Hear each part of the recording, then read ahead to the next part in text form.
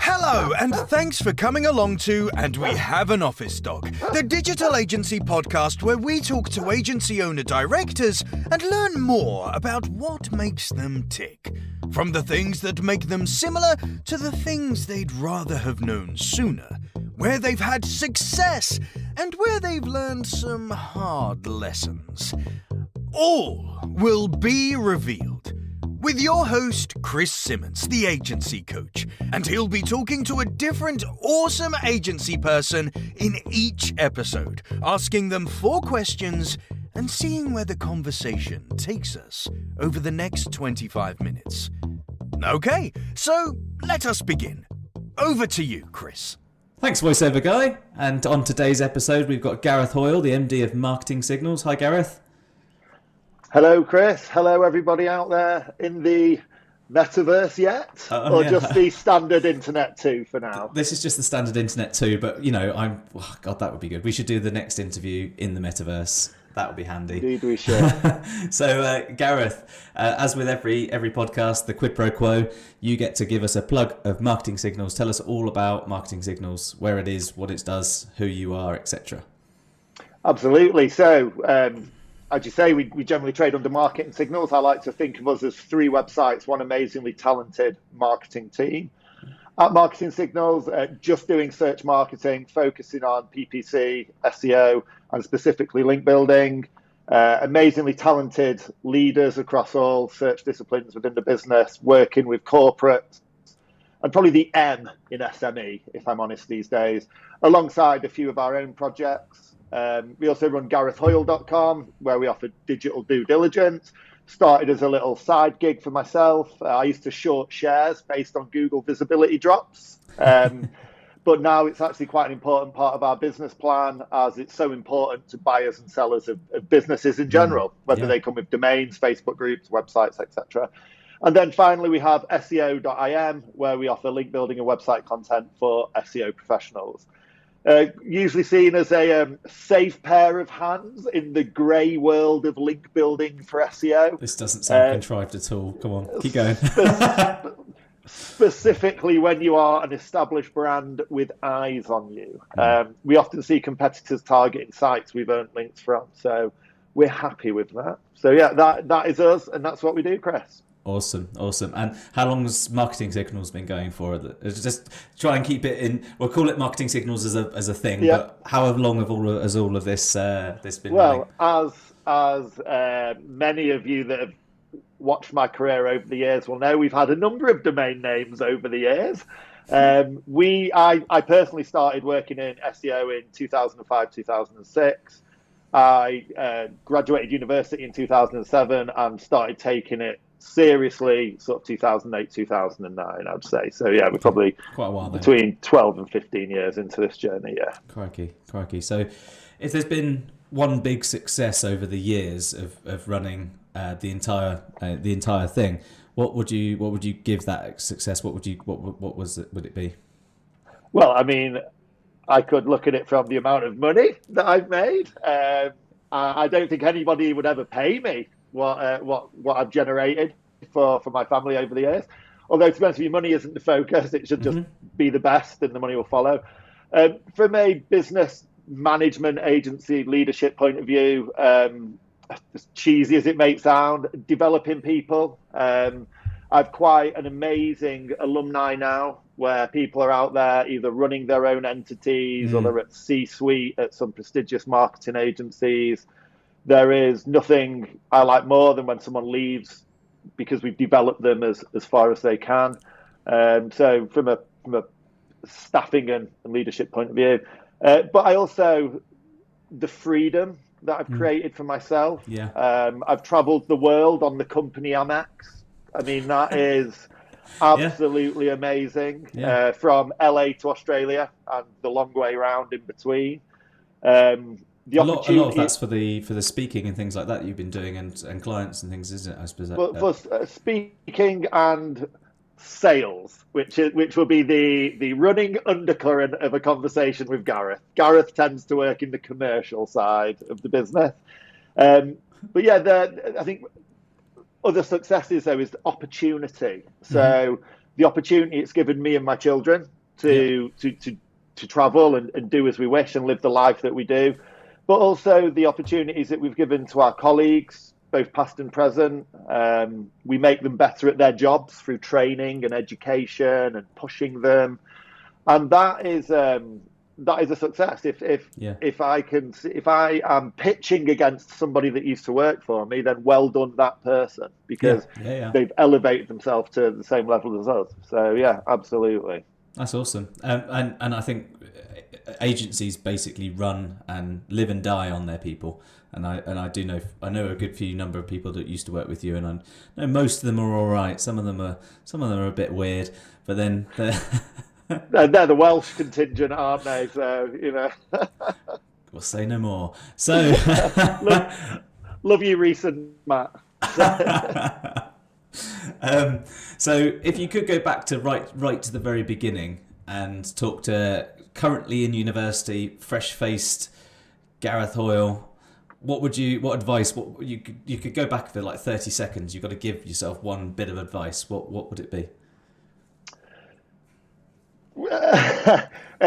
Beyond the unexpected. I think overall, try and become a subject matter expert in a narrow field, but leaving yourself exposed to a wider industry. Mm-hmm. So for us, it was always the link building and the outsourcing of labour to South Asia that we used as our differentiation strategy. Yeah. That subject area expert, it just creates a clearer story for when you're going out there to the marketplace. And we used to offer website design. We were terrible at it, so we stopped offering it. When you're not an expert in a field, you don't attract the right clients, you don't attract the right staff. Yeah.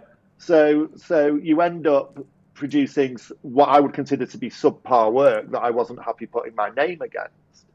So I would definitely say try and find that narrow, find your tribe, I suppose, within your field. Again, also don't be complacent. Like there was a time in 2011 when we were selling directory links, and it was easy. It was printing money, basically. I remember the form that you used to have to fill in order to get those directory links. I mean, things have changed, especially there. But I wouldn't have called that at that time complacency. I would have probably called that, you were catering for a need. However, Google was very aware of the output of that need. It was, and again, it won't last forever. I suppose is the change happens. Clients come and go, staff come and go. Yeah. There's nothing you can do about that. I mean, all you can really do is, and again, going out to all those aspiring agent owners, set yourself off on a course and stick to it. Yeah, it's not going to be easy. People will try and push you off the horse. I think it was Gladwell in his book Outliers that said that you've got to do 10,000 hours to become an expert. Yeah. Well, put the hard yards in. Yeah. Put the hard yards in, and it will happen. I think that's been one of the themes with quite a lot of the people I've talked to so far is put the effort in and have very long horizons, in the sense that it's not going to be quick. And throughout that time, you've had a lot of successes. There's been a lot of headaches as well. I think you used to have a lot more hair. Yeah, well, if it's easy, everybody would do it. So quite you right. Can't really complain there. And then if I could go and talk to a younger, more sprightly version of myself, I would tell him to not spend those 50 Bitcoin that you bought in 2013. God, I don't know how you're doing this now, because poor man. This is. You are talking to a man whose life has been fueled by magic internet money. Yeah. So there are no complaints from this side. But yeah, I would, if I was going to talk to a younger, sprightly version of myself, fundamentally just do what you're doing. You're trying hard, you're trying to learn, you're trying to be the best at what you do. And like I say, expect the unexpected. Staffing, people leave, Google updates. Yeah. Clients leave, so you might think that your feet are well and truly under the table at a long-standing client. Then your contact leaves. The Yeah. contact's replacement comes in.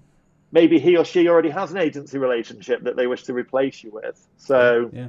I mean, it happens quite a lot, and I think there's something to be said for expecting to be replaced from an agency's point of view. If you're not retendering every year or 2 years for the same gig, then you're probably going to be shocked when you get replaced. Whereas if you're retendering every couple of years, there's a good due diligence aspect to that, and it keeps you on your toes. It's good for the morale in the business to keep winning and re-winning the same client, I guess. Yeah, I mean, we are never against retendering. We'd rather not. Lots of effort. A lot of the time, one of the things I love the most about what we do in search marketing is the measurement. Like did we make more sales? Was the contact form used more often? Yeah. It is as simple as that. And I think a lot of the frustrations that you will come across in your early days are often out of your hands. So you'll lose a client when you've done nothing wrong. You could have delivered 100% year-on-year increase, yet somebody in a pinstripe suit and tie decided to adjust the budgets. Yes. Nothing you can do about that, I'm afraid. Yeah. That's broad shoulders. I think that's one of the biggest aspects of being an agency owner, isn't it? That you need to know to have broad shoulders. You've got to be a bit thick-skinned, whether it's people or business related. There's sometimes that you just can't do what you need to do because of something out of your hands. People, can't beat them. Well, yeah, it's a shame we are them, I guess. But then that's, metaverse is coming up, and I'll just upload myself, keep out of the way. So, is there anything that you kind of regret or wish that you'd done differently, or even maybe sooner over the years? Yes. Two, I suppose. Mm-hmm. I probably should have built a stronger leadership team around me quicker. Okay.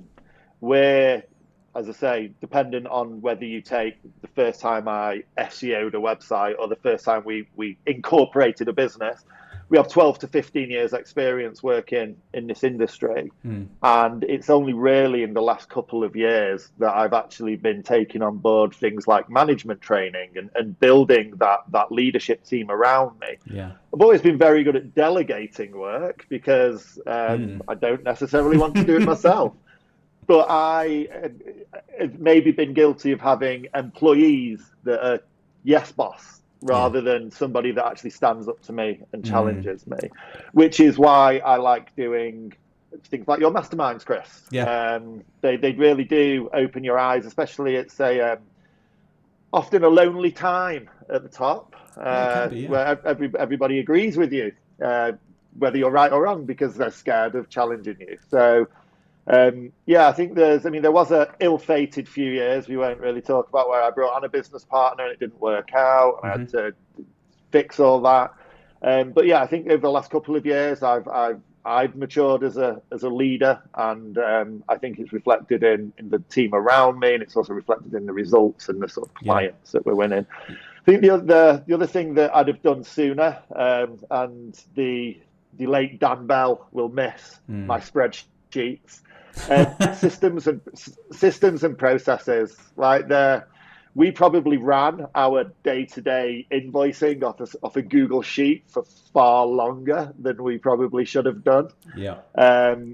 It's always hard in the early days, as you never know especially when we were doing the link spamming, if you like, we never knew the longevity of the tactics. Therefore, it's very difficult to go and put a capital expenditure into an IT system to manage it. So you end up trying to reworking it all the time. It's costing. Or you try and use off the shelf, and Zendesk will work for some stuff, but then you find out that you can't assign.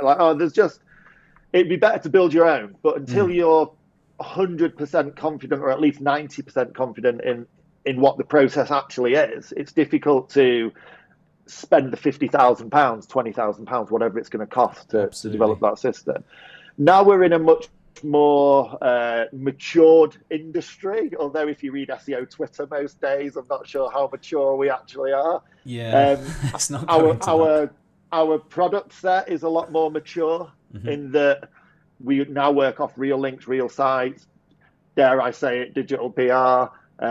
There is a place at the leadership teams in marketing, the marketing leadership teams in brands now for SEO, whereas previously it was always a side project for PPC.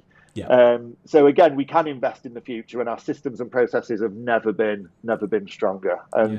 Again, install Loom early and make videos of what you're doing. Yes. You'll do so many things that you'll forget, and just having that vid.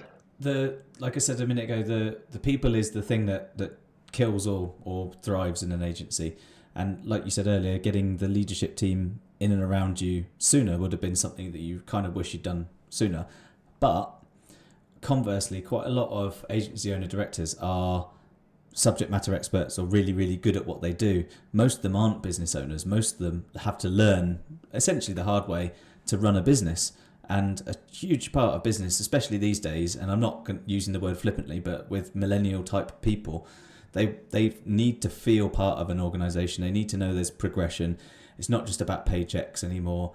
And being part of that purpose with a long-term view on where I am going to go and where I am now is essential. And then equally following that up with, here's your leadership plan, here's what's going on. But you are accountable to these things. You do need those Loom videos. You do need those systems and processes. And thankfully, hopefully, rather than thankfully, things are a bit more mature in the industry, to the point where things won't necessarily turn on a dime like they did back in 2012, 2013, 14, when overnight whole sections of the industry were on fire. So having the right systems and processes is essential. Having something a bit malleable is essential, but keeping track of everything that you're doing is a nightmare. There are many logins that one requires to run a growing agency. That is just part of life. At least we can measure it, though. I mean, I'm not saying that we go as far as screenshotting people's desktops every 30 seconds, but I think what the pandemic and remote working has taught us is to actually measure our stuff on output. So David Gilroy always used to speak about this, that going to work isn't doing your job. Yes. Going to work is almost the minimum requirement to maintain your employment. Yeah. We measure our team on their output and how efficiently they work, or with what efficacy are they completing the tasks. And with those sort of systems and processes, it just helps us to scale. It helps us to trust the team. Again, my job isn't to suffocate the staff. It's to delegate responsibility whilst providing support on the tactics required to implement the job, if you like. But that's that's what I'd have done differently. Definitely those systems and processes and I suppose it's having that openness to change. Like you can spend 6 months developing an IT system that you end up deleting because it's just not relevant anymore. Exactly. I remember a time when I was thinking, I can't keep buying off-the-shelf solutions. I'm going to have to build this CRM for ourselves. I think we got about 6 months into building it before we decided not to offer some of the services that were linked to other things. Let's just delete it. Right, back to whatever the CRM was at the time.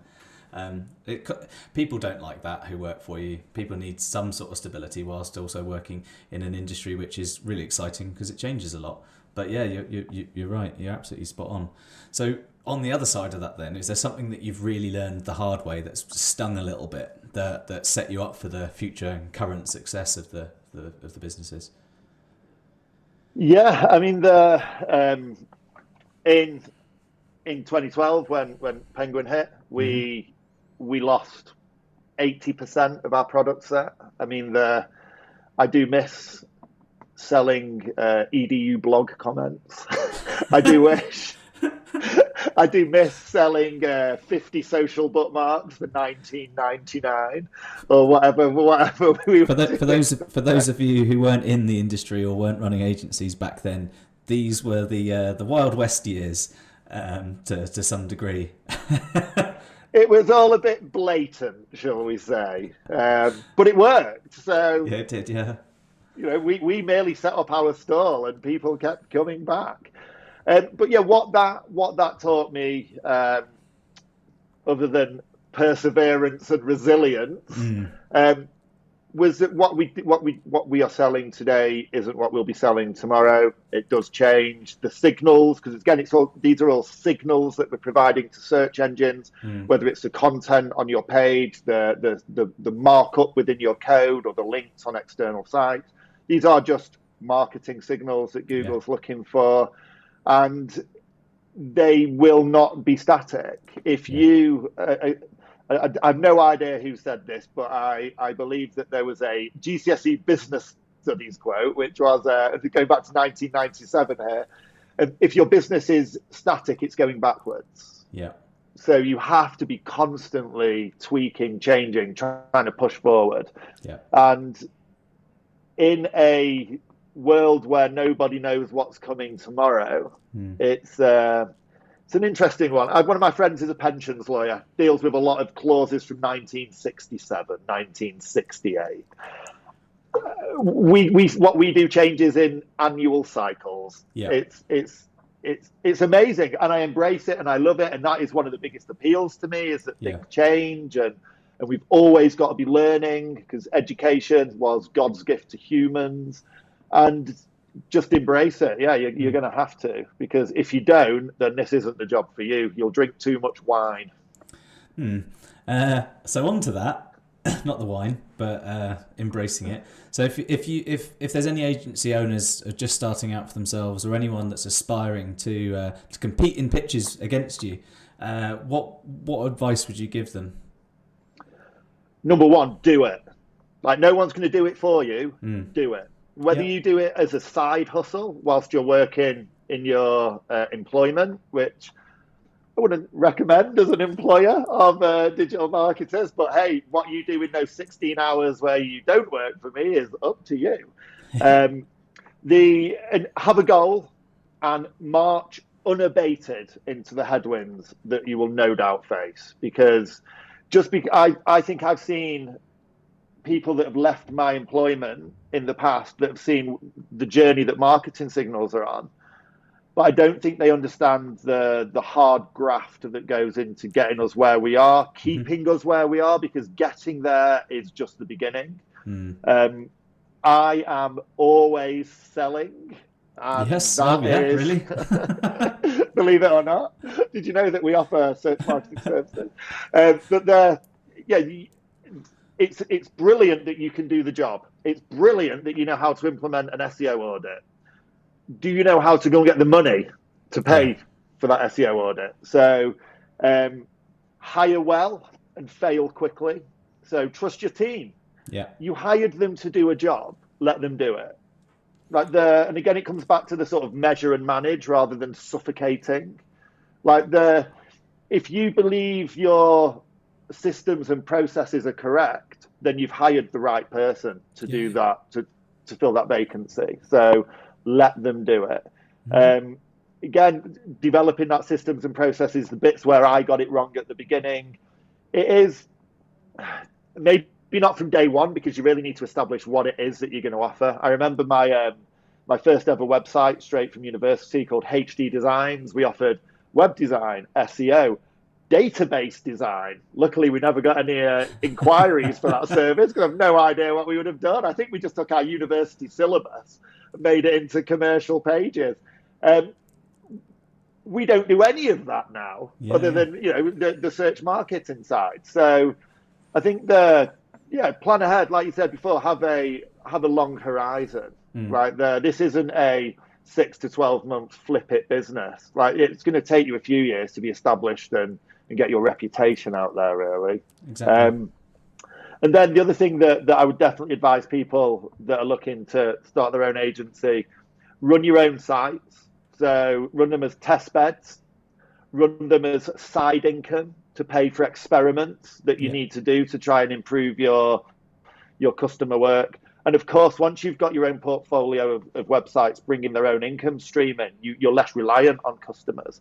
Therefore, you can start to pick and choose a little bit more. Yeah. I know that in marketing signals, when we take on a new customer, we either A, try and see if we can align it with like a complementary product to our existing client base, or B, if we don't have a site in that space, we'll look to make a complementary website to our client so that we can reuse a lot of the data, a lot of the research that we're doing, a lot of the link opportunities. There's occasionally chances for cross-promotion, things like that, really. But yeah, I think most definitely the main thing that I would say is do it. Because you know what? If you don't do it, you'll never know. Yeah, and if you do it, and you do it wrong, like you say, fail quickly, there's not all is not lost, and you've definitely learned something that you can take back into employment potentially. That would probably keep your CV on my desk. Like if I'd seen that you'd had a go and it hadn't worked out, well, number one, you've got my intrigue that I want to know why it didn't work out. Yes. Therefore, there's every chance that you'll get to telephone interview stage. Yeah. And then based on where it went wrong, it could be a business partner, it could be a change in your domestic lifestyle, and that would decide whether we put it through to the next stage. But yeah, if you don't do it, you'll never know. Yeah, absolutely. Awesome advice, very good advice, and I think different advice to everyone else in a good way as well. But thanks very much for coming along on the podcast. Always good to talk to you as ever, whether it be in person, in a podcast, or in a metaverse. Speaking of the metaverse, we have a digital agency mastermind in the metaverse at the minute, and if you want to have a look into that, look at the chrisamance.com website. But until then, hopefully see you there.